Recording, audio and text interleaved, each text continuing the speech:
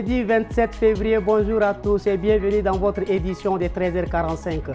Au programme de ce journal, le 26 février, le président du Conseil constitutionnel, Maître Jean-Bernard Padare, a accordé une audience à l'envoyé spécial de l'Union européenne pour le Sahel, João Cravino. C'est l'occasion pour le Conseil constitutionnel et l'Union européenne de poser les jalons d'une future coopération.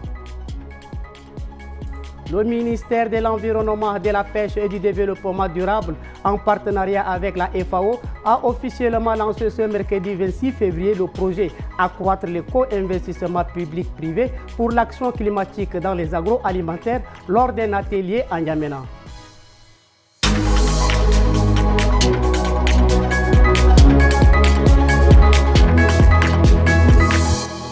Développement des titres, le parti au pouvoir, le MPS, s'impose largement lors des premières élections sénatoriales de l'histoire du pays. Il décroche 45 des 46 sièges électifs, laissant le dernier au RNDT le réveil. Les autres partis dénoncent des manipulations en faveur du MPS. Au total, 69 sénateurs siégeront pour un mandat de 6 ans. Le MPS s'impose largement. Le parti au pouvoir rafle 45 des 46 sièges électifs au Sénat, une victoire écrasante lors de cette première élection sénatoriale de l'histoire du pays que le parti salue. Le travail a été fait par le parti bien avant et à l'issue de ça, les résultats on les reporte aujourd'hui parce que c'est les grands électeurs qui votent et c'est eux qui ont voté pour nous donner ces résultats pour racler les 45 sièges sur 46. Le dernier siège électif a été décroché par le Rassemblement national des démocrates tchadiens. Mais l'opposition dénonce des irrégularités. Plusieurs partis accusent l'Agence nationale de gestion des élections d'avoir manipulé les résultats en faveur du MPS. Satisfaire, je dirais non. Est-ce qu'un homme politique, quand il part aux élections, c'est pour gagner? Et vu ce qui vient de se passer pour un pays, je crois que ce n'est pas très intéressant. Sur les 46 sièges, et que le MPS, qui est un parti au pouvoir, racle les 45 sur les 46, je crois qu'il y a, en démocratie, cela démontre qu'il y a quelque chose qui ne marche pas très bien. Au total, 16 partis étaient en liste pour ces 46 sièges. Les 23 autres sénateurs seront nommés par le président de la République. En tout, 69 sénateurs siégeront pour un mandat de 6 ans. Le président du Conseil constitutionnel, Maître Jean-Bernard Padare, a accordé ce 26 février une audience à l'envoyé spécial de l'Union européenne pour le Sahel, João Cravino. C'est l'occasion pour le Conseil constitutionnel et l'Union européenne de poser les jalons d'une future coopération. Reportage d'Indale Paul. Dans le cadre de sa première visite au Tchad, le représentant spécial de l'Union européenne pour le Sahel poursuit sa rencontre avec les autorités tchadiennes pour dynamiser les relations entre l'institution qu'il représente et le Tchad. Reçu par le président du Conseil constitutionnel, le diplomate européen en est ressorti satisfait. C'était pour moi un dialogue très intéressant sur lequel qui fournit une bonne base pour d'autres discussions dans le futur et qui enrichit la relation entre l'Union européenne et le Tchad. Pendant la transition, l'Union européenne a soutenu de diverses manières le Tchad dans notamment l'organisation des élections et la société civile, dans l'éducation électorale des citoyens. Après la proclamation des résultats des élections sénatoriales et communales, Senoussi Hassana Abdoulaye a été élu maire de la ville de N'Djamena hier matin. La cérémonie s'est déroulée dans les locaux de la commune, en présence de Madame la déléguée générale auprès du gouvernement de la ville de N'Djamena et de plusieurs conseillers communaux. Ngambi Daniel, Boyom Krios vous présente ce reportage. C'est officiel. Senoussi Hassana Abdoulaye est désormais maire de la ville de N'Djamena. Il succède à Fatimé Zaradouga Batiri. L'élection a eu lieu ce matin lors d'une assemblée à l'hôtel de ville de N'Djamena.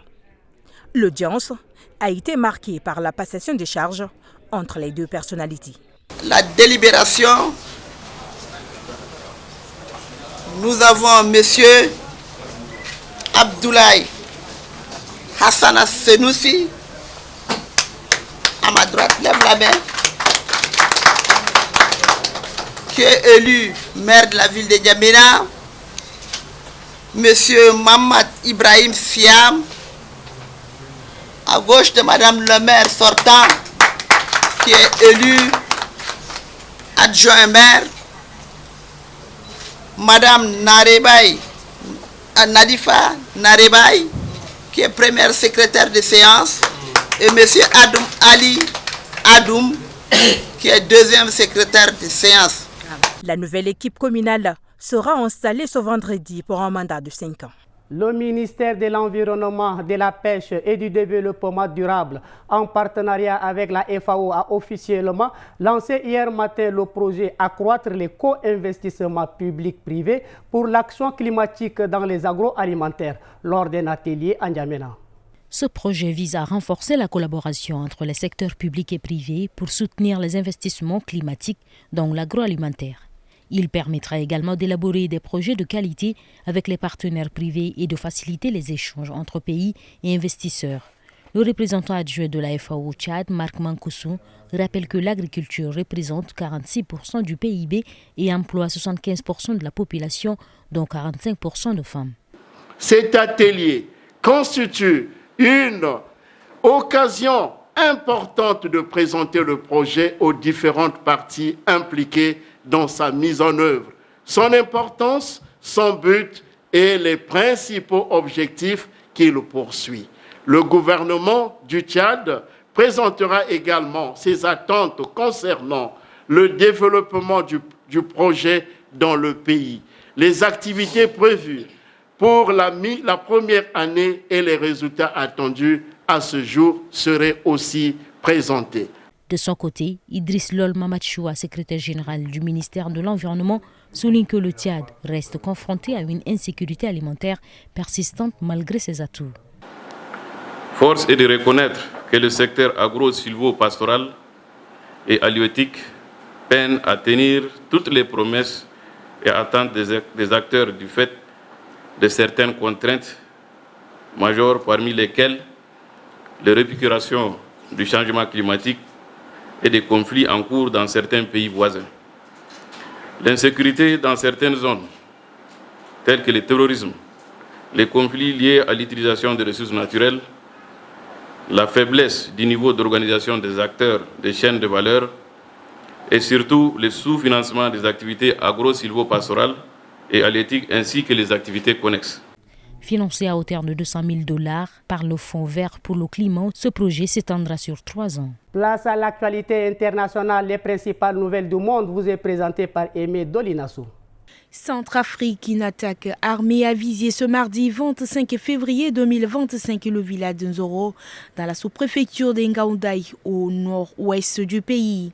Cette attaque meurtrière attribuée à un groupe d'éleveurs armés a coûté la vie à au moins 9 civils.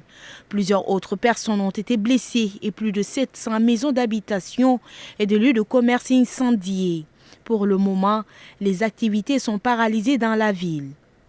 Et puis au Mali, après quelques mois de travail, la commission en charge de proposer aux autorités un projet de charte pour la paix et la réconciliation a produit un document de base.